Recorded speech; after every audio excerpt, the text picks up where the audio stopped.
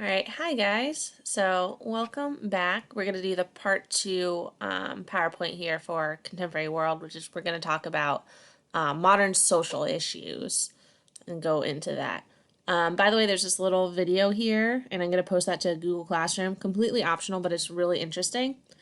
Different perspective on a lot of the stuff that we're going to talk about here, and kind of gives you a reminder that we're talking generalizations. We're not talking about everyday story, everybody's story. It's just generalizations.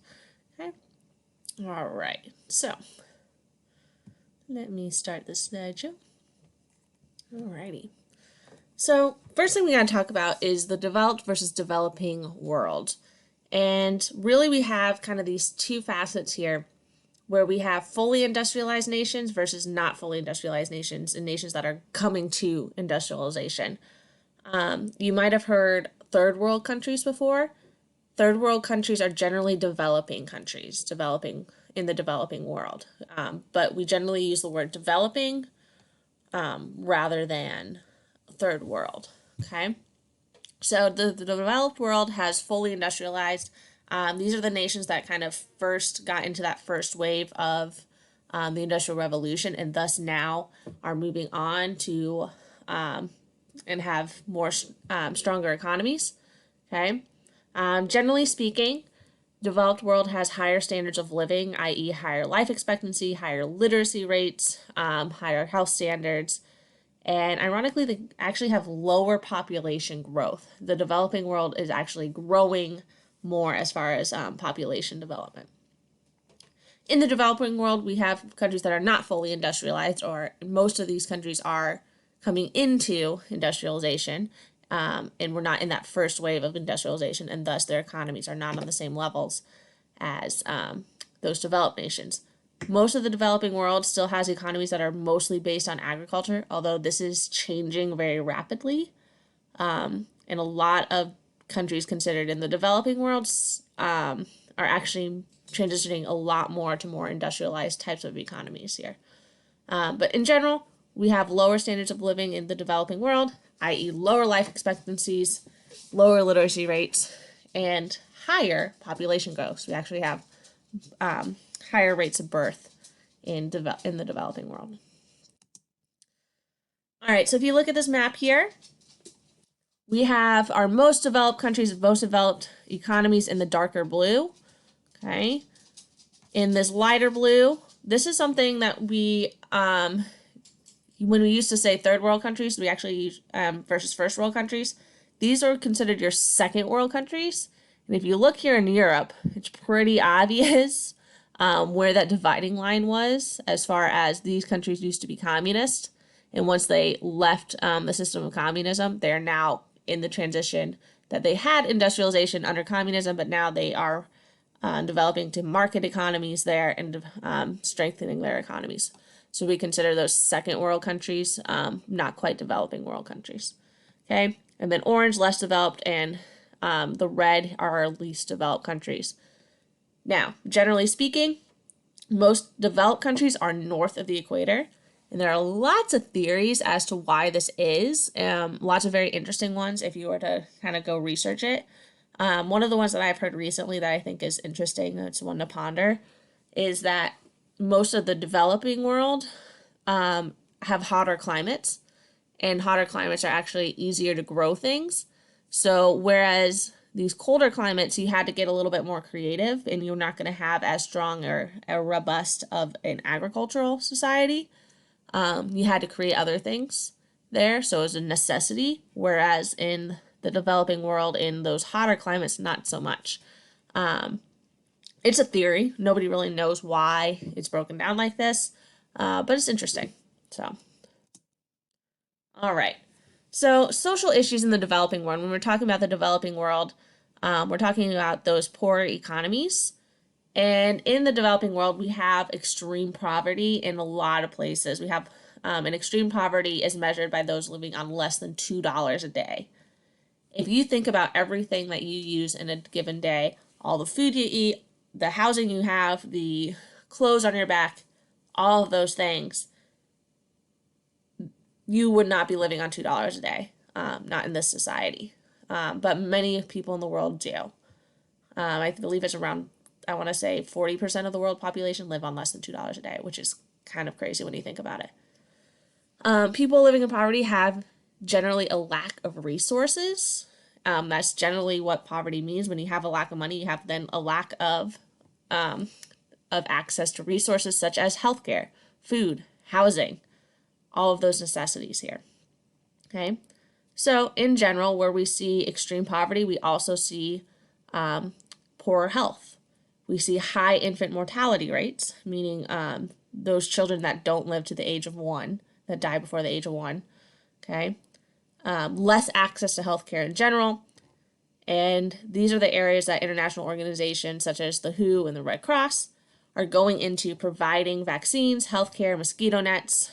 As far as bang for the buck, mosquito nets have been amazing because they're very, very cheap to make and produce and very easy to hand out and deliver and make a huge, huge, huge difference in health for these areas. So, because they prevent diseases like malaria and other mosquito-borne diseases.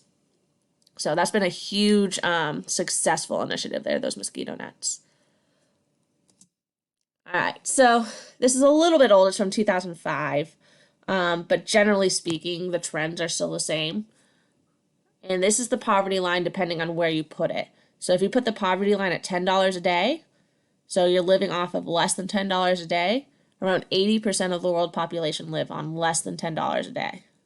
If you put the poverty line at $1, we're looking at around 15% of the world population. Okay. Officially, as far as extreme poverty, according to the UN, around 40% of the world population are under $2 a day. So, giving you a little map again, you should notice that this map looks very, very similar to our map as far as the developed versus developing world. Generally speaking, our developed countries live on higher amounts there, where our developing countries are more likely to live on less than $1.25 a day.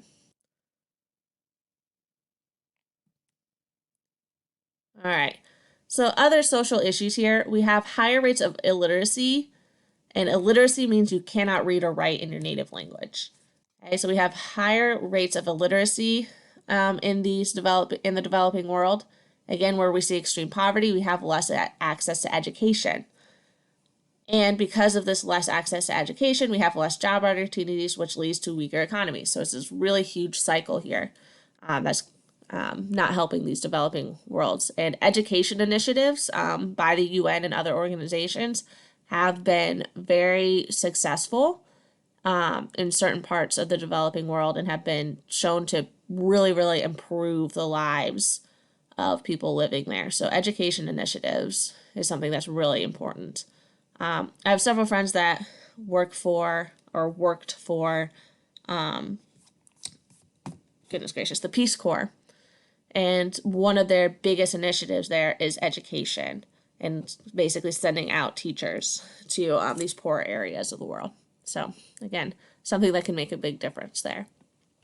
Famine. So famine is any sort of lack of food resources for whatever reason. For most of human history, famine was caused by natural causes there, i.e. Bad weather, volcanoes, any of those types of things. However, today, most famine throughout the world is caused by war and conflict. And it's not that things aren't growing, it's that people don't have access then to those food resources because they're in war zones or conflict zones. All right, again, global literacy rates, very much similar to all the other maps we have seen as far as developed versus developing world. Our red are our lowest available literacy rates. Okay. We have a few countries not reporting, but like this one. Again, very similar themes here throughout. All right, migration is another huge social issue right now, especially. And when we're talking about migration, we talk about push and pull factors. Factors are things that make people want to leave a specific country. Common push factors are war, political strife, famine, lack of resources. Those are all push factors, right? Pushing people out of the country. Pull factors are something that are making people come into a country, move from one country to another. So pull factors might be job opportunities, might be safety, depending on what you're looking for. Okay. Refugees are a specific type of migrant, and a refugee is someone who has to move because of conflict, danger, or lack of resources. The UN has a definition for a refugee and has guaranteed rights of those identified as refugees. However, this has become a huge political issue because when you have large amounts of refugees, you have to take care of those refugees. And when you label a group refugees, you have to allow admittance. So there's a lot of political things and political thought that goes into defining a group as refugees there, which has caused a lot of problems as well. Guest workers are another type of migrant that are usually temporary migrants. So they come into a country temporarily, usually work in agriculture because those are more seasonal, right? Will work, gain some money, and then bring that money back to their own country there. So those are guest workers. All right, when we're looking at refugee populations, this is a huge hot topic right now. And definitely we have a lot of different situations that are causing refugees to move, especially here in the Middle East, in the Horn of Africa. Those are kind of our two hot spots for refugees right now. And this map is showing countries receiving refugees. So those that have the highest amount of refugees within their country that came to their country from other countries.